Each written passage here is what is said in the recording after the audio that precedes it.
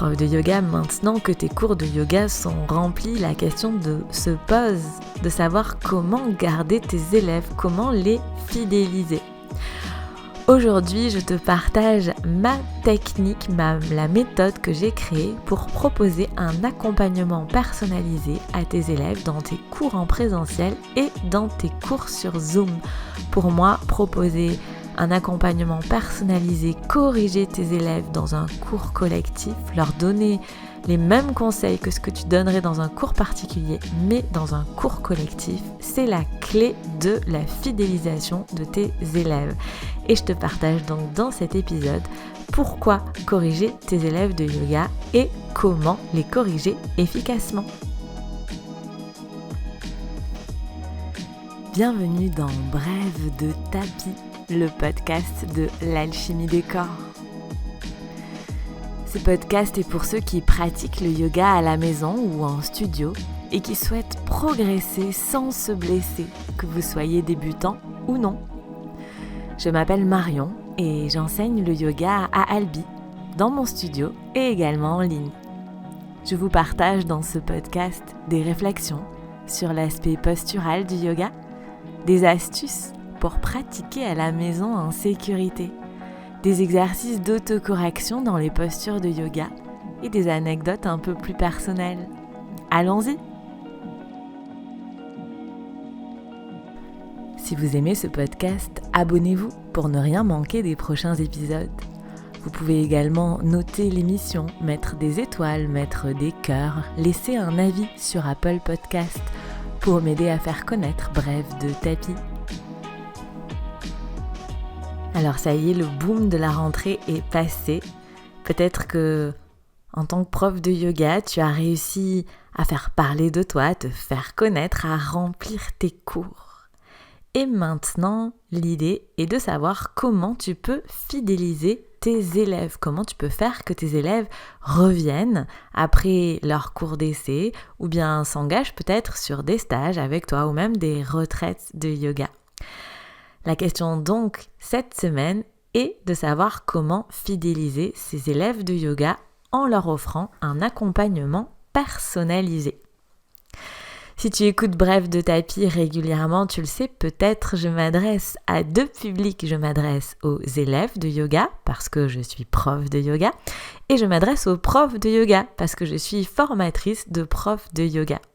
Cette semaine, c'est donc un épisode de podcast dédié aux profs de yoga où on parle de la fidélisation des élèves et surtout de leur offrir un accompagnement personnalisé. Alors j'aimerais commencer cet épisode de podcast avec un petit peu de storytelling, comme on dit dans le jargon. Donc, si tu ne me connais pas, je suis prof de yoga depuis un bon moment maintenant. Et j'ai des élèves qui sont très très fidèles et souvent je leur demande de m'expliquer pourquoi, qu'est-ce qu'ils apprécient dans mon enseignement parce que ça m'aide aussi à convaincre des personnes qui n'osent pas se lancer. Et donc la chose que j'entends très souvent, c'est qu'ils apprécient mes cours, que ce soit mes cours en ligne, donc sur Zoom ou mes cours à Albi dans mon studio de yoga, parce qu'ils ont la sensation de vivre un cours particulier dans un cours collectif. Il y en a d'autres qui me disent « mais tu vois tout, même sur Zoom », dans le sens où je vais voir en effet quand il y a quelque chose à améliorer dans leur posture de yoga, que ce soit à Albi ou sur Zoom, et je les corrige dans leur posture de yoga, que ce soit à Albi ou sur Zoom. Je vois tout, même sur Zoom. Et pour ceux qui font du yoga avec des vidéos préenregistrées, donc comme sur ma chaîne YouTube ou sur ma plateforme de cours de yoga en ligne qui s'appelle la médiathèque de l'alchimie des corps, je leur donne des points d'autocorrection dans les postures, donc qui permettent de vérifier par eux-mêmes leur alignement dans les postures. Et de la bouche de mes élèves, c'est ça qui pour eux fait ma spécificité dans l'enseignement du yoga. Il y a beaucoup d'élèves qui me mettent en commentaire que ce ne sont pas des choses qu'on trouve habituellement chez les profs de yoga. Et moi, je suis convaincue que c'est ce qui fait que j'arrive à vivre à temps plein de mon activité en gagnant aussi bien ma vie que quand j'étais cadre supérieur dans l'aéronautique. Alors, j'aimerais te partager juste quelques lignes d'un avis Google qui m'a été mis il n'y a pas très longtemps et que je trouve qu'il représente vraiment ce que j'essaye de te dire en ce début de podcast et j'irai un petit peu plus loin ensuite sur ce concept. Donc cet avis Google, c'est une personne qui s'appelle Isabelle qui nous dit « Marion est vraiment une technicienne avec la rigueur et l'analyse qui permet de trouver la solution et d'adapter une posture. C'est un peu comme un cours particulier collectif. » Donc il faut savoir qu'Isabelle, elle pratique, c'était la fin de la citation, il faut savoir qu'Isabelle, elle pratique majoritairement sur Zoom et sur la médiathèque de l'alchimie des corps. Alors, d'où m'est venue cette passion pour l'alignement postural et notamment ce besoin, parce que c'est plus qu'une passion, mais ce besoin d'offrir un accompagnement personnalisé à mes élèves, de proposer un petit peu la même chose que ce que je proposerais dans un cours particulier, mais dans un cours collectif. Alors ça me vient d'Anoup. Anoup, si tu n'en as pas encore entendu parler sur Bref de tapis, c'est un homme, c'est un formateur que j'ai eu il y a beaucoup d'années maintenant. Si tu veux d'ailleurs en savoir un petit peu plus sur ma rencontre avec l'alignement postural et ma rencontre avec Anoup, je te renvoie vers l'épisode 7 de Bref de tapis que tu pourras écouter si tu veux en savoir un petit peu plus sur ces sujets. Anoup, il m'a donné un grand conseil qui m'a obsédée pendant de nombreuses années. Il m'a dit que si je voulais durer dans ce métier, il était primordial que je m'occupe personnellement de chaque élève. Alors quand il m'a dit ça, j'étais à 100% d'accord avec lui, mais l'expérience m'a montré que c'était facile à dire, mais que c'était pas facile à faire. Et j'ai créé au fil de l'expérience, au fil de mes années d'enseignement, j'ai créé une méthodologie pour arriver à m'occuper personnellement de chaque élève, à leur donner cette sensation de vivre un cours particulier au sein d'un cours collectif. Et c'est cette méthodologie qui me permet maintenant de vivre sereinement du yoga. Et ça me paraît tellement important que j'ai voulu partager cette méthodologie avec d'autres profs de yoga et c'est pour ça que j'ai créé Yogaline Pro qui est ma formation pour les profs de yoga où je leur apprends à justement s'occuper personnellement, proposer un accompagnement personnalisé à leurs élèves, que ce soit dans des cours en vrai, dans un studio de yoga, sur Zoom ou bien dans des vidéos préenregistrées. Donc si ça t'intéresse, si ça te titille, sache que tu peux rejoindre cette formation Yogaline Pro n'importe quand, les portes sont toujours ouvertes. Il suffit de s'inscrire et lorsque tu t'inscris, tu as immédiatement accès aux vidéos. C'est une formation qui est donc en ligne, il y a 40 heures de vidéos préenregistrées qui abordent ces sujets, bien évidemment, ça parle alignement postural, mais aussi pédagogie, méthodologie d'enseignement, gestion des blessures, séquençage. Il se passe plein de choses sur Yogaline Pro. J'ai vraiment mis tout ce qui me paraît important de vraiment connaître et maîtriser quand on est prof de yoga. Et il y a notamment ma méthodologie pour arriver à proposer un accompagnement personnalisé à tes élèves dans un cours collectif. Donc tu retrouveras sous la vidéo ou dans les notes de l'épisode, en fonction du support sur lequel tu écoutes cet épisode de podcast, le lien vers la page de vente de Yogaline Pro où je t'explique tout et où tu peux t'inscrire. Bien évidemment, si tu as des questions à me poser, n'hésite pas à me contacter, soit via les réseaux sociaux, en cherchant par exemple l'alchimie des corps sur Instagram, soit en m'envoyant un mail via mon site internet. Alors, s'occuper personnellement de chaque élève, ça veut dire arriver à corriger ses élèves dans leur posture de yoga notamment. Mais alors, pourquoi vouloir corriger ses élèves ?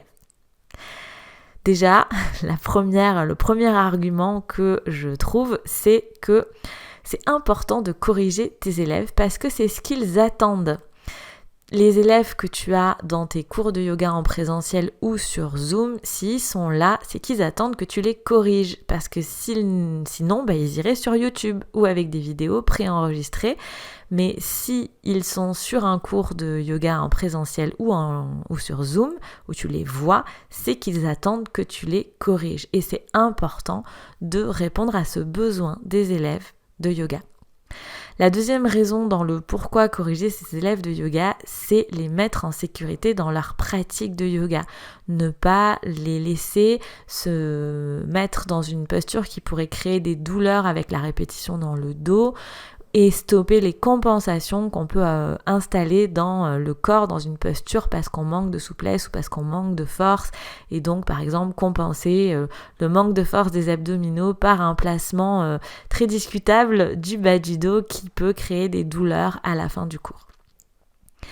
Ensuite, dans le pourquoi corriger tes élèves, de mon point de vue, ça leur permet de développer leur conscience du corps et leur relation au corps.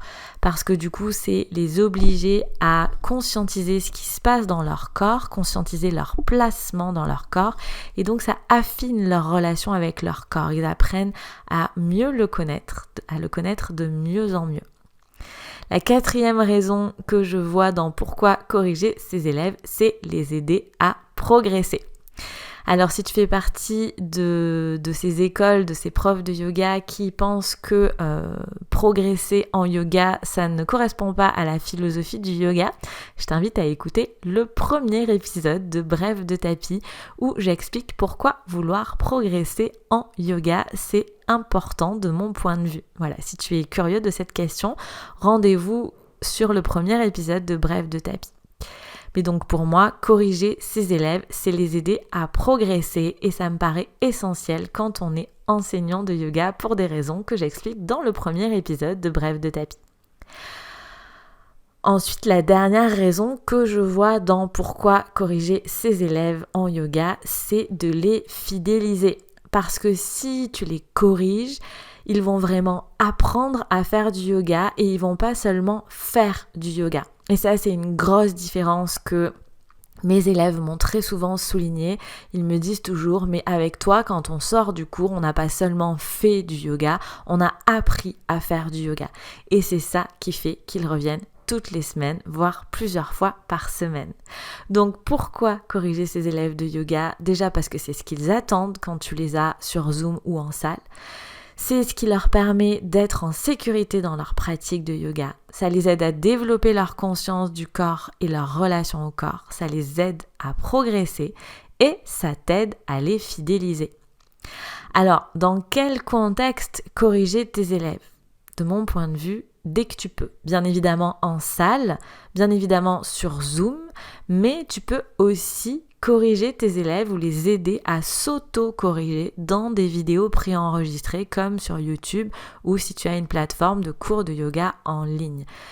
On peut vraiment corriger ses élèves dans tous les contextes, seulement il faut savoir comment faire ça.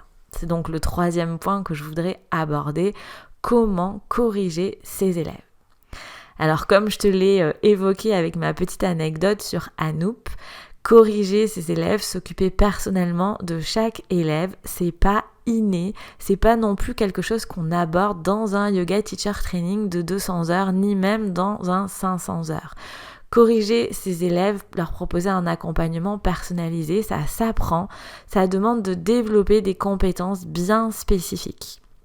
Pour moi, ces compétences bien spécifiques sont les suivantes, donc il faut vraiment les avoir toutes pour arriver à fidéliser tes élèves parce que tu leur proposes un accompagnement personnalisé dans tes cours collectifs. Avant tout, c'est important d'avoir une super bonne connaissance de l'alignement dans les postures. Qu'est-ce que classiquement on veut avoir comme alignement dans une posture ? Pourquoi on demande tel alignement ? Et ça va comprendre, être capable de justifier pourquoi on demande tel alignement dans une posture à tel élève. Donc avoir une très bonne connaissance de l'alignement dans les postures pour pouvoir corriger cet alignement. Ensuite, le deuxième point, c'est connaître et savoir repérer les différentes morphologies. En fonction des morphologies de tes élèves, en fonction de comment ils sont fichus, il y en a qui vont avoir plus de facilité pour certaines choses, plus de difficultés pour d'autres choses. Donc il faut déjà connaître les différentes morphologies, identifier les difficultés et les facilités que chaque morphologie va avoir, et ensuite il faut que dans ta salle, tu sois capable de repérer, dans ta salle réelle ou virtuelle, que tu sois capable de repérer ces différentes morphologies pour pouvoir les conseiller ensuite. Donc il faut que tu saches anticiper les difficultés en fonction de la morphologie de ton élève, mais aussi en fonction de la posture que tu demandes. Donc il faut relier ces deux premiers points, avoir une bonne connaissance de l'alignement attendu dans les postures, en comprenant pourquoi on demande tel alignement, connaître et savoir repérer les différentes morphologies, et savoir identifier en fonction des postures et des morphologies les difficultés que vont rencontrer tes élèves pour pouvoir anticiper ces difficultés dans tes consignes verbales. Ensuite, pour corriger tes élèves, il faut être capable d'affûter son œil et d'être capable de repérer un point d'amélioration. Donc en fonction de telle morphologie, dans telle posture, en fonction de telle difficulté ou facilité qu'a mon élève dans cette posture, je suis capable de dire que mon élève peut améliorer ci ou peut améliorer ça. Par exemple, qu'il peut pousser sa hanche un peu plus vers l'avant du tapis. Donc repérer ce point d'amélioration. Et ensuite, il y a savoir donner ce conseil d'ajustement à cet élève. Avoir des consignes verbales suffisamment précises, suffisamment courtes et efficaces pour que ton élève puisse se corriger dans la posture. Tu peux le corriger en donnant une consigne verbale, en le touchant, en le regardant, mais il faut arriver à donner ce conseil d'ajustement pour qu'il soit compris. Et puis, la dernière étape dans tout ce processus, c'est qu'il faut continuer à guider ton cours tout en donnant ton conseil d'ajustement personnalisé. Donc ne pas laisser toute ta salle en chaise pendant 10 minutes parce que tu es en train de corriger Georgette. J'ai beaucoup d'affection pour Georgette. Si tu fais Yogaline Pro, tu le découvriras. Mais donc ne pas laisser toute ta salle en chaise pendant 10 minutes alors que tu es en train d'aider Georgette qui en plus comprend pas forcément ce que tu lui racontes. Donc c'est important de développer aussi des compétences pour arriver à guider un cours tout en donnant des conseils d'ajustement. Donc ne pas laisser tous tes autres élèves sur le carreau parce que tu es en train de t'occuper de Georgette qui a en effet besoin de ton aide. Donc corriger tes élèves, ça va te permettre de les répondre à un besoin qu'ils ont. Tous les élèves attendent d'être corrigés quand tu les as sur Zoom ou quand tu les as dans un cours en présentiel, de les mettre en sécurité, de les aider à progresser et en plus ça va t'aider à les fidéliser parce que tu vas vraiment leur apprendre à faire du yoga et pas simplement leur proposer de faire du yoga. Et donc pour arriver à proposer un accompagnement personnalisé dans un cours collectif, il y a une méthode, il y a des compétences à développer et la méthode que moi j'ai développée, elle est axée en plusieurs points, donc que je viens de te décrire, à savoir d'abord avoir une bonne connaissance de l'alignement dans les postures, connaître et savoir repérer les différentes morphologies, savoir anticiper les difficultés en fonction de la posture et de la morphologie, repérer un point d'amélioration, savoir donner le conseil d'ajustement qui correspond à ce point d'amélioration et continuer à guider ton cours tout en donnant un conseil d'ajustement. Et donc c'est vraiment tout ce protocole que je t'apprends dans Yogaline Pro, ma formation pour les profs de yoga. Donc sache que dans Yogaline Pro, il y a différents profils qui ont fait Yogaline Pro, des gens qui étaient jeunes profs de yoga, donc qui avaient par exemple un 200 heures, mais aussi des profs de yoga plus expérimentés qui avaient un 500 heures et ils ont trouvé des conseils qu'ils n'avaient pas trouvés dans leur teacher training parce que on apprend plein de choses dans les yoga teacher training, mais on n'apprend pas forcément ce côté pédagogie, ce côté donner des conseils personnalisés dans un cours collectif, et c'est pour ça que j'ai créé Yogaline Pro, pour que ce soit complémentaire des formations de profs de yoga qui existent déjà, des formations classiques de profs de yoga. Je pense que l'aspect pédagogie d'enseignement a besoin d'être un petit peu plus travaillé chez la majorité des profs de yoga, et c'est vraiment ce qu'on apprend dans Yogaline Pro. Mon protocole, ma méthodologie pour apprendre à donner des cours, des conseils personnalisés dans un cours collectif, ce qui te permettra de, en plus, fidéliser tes élèves. On n'apprend pas que ça dans Yogaline Pro, on apprend aussi à gérer les blessures, à séquencer ses cours pour s'aider, pour gagner en légèreté d'esprit et en légèreté de consigne verbale également. Il y a plein de points qui sont abordés dans Yogaline Pro, c'est une formation qui dure 50 heures, 40 heures de vidéos préenregistrées, 10 heures de vidéos sur Zoom, et tu pourras suivre le lien sous la vidéo ou dans les notes de l'épisode vers la page de vente de Yogaline Pro qui t'expliquera tout le contenu, les tarifs, comment ça se passe. Sache que tu peux t'inscrire à tout moment sur Yogaline Pro dès maintenant si ça te parle, si cet épisode t'a plu et que tu as envie de connaître cette méthodologie. Tu peux faire ça en toute autonomie en suivant le lien. Tu fais le paiement, tu peux payer en une fois ou bien en plusieurs fois si tu as besoin de facilité de paiement, et tu as accès immédiatement aux 40 heures de vidéos préenregistrées pour commencer ta formation. Et je te préviendrai quand il y aura des rencontres sur Zoom, il y en a une fois par mois à peu près. Voilà, tu sais tout. J'espère que cet épisode t'aura fait réfléchir sur ce côté fidélisation de tes élèves, qui t'aura donné envie de proposer un accompagnement personnalisé à tes élèves, même sur Zoom. C'est un effort à faire en tant que prof de yoga, et j'espère que cet épisode de podcast t'aura donné envie de faire cet effort pour proposer un enseignement de yoga de qualité. Et si tu as besoin que je t'aide, rendez-vous dans les notes de l'épisode pour en savoir plus sur Yogaline Pro. Je te dis à la semaine prochaine pour une nouvelle vidéo YouTube, et à dans 15 jours pour un nouvel épisode de podcast. Belle semaine!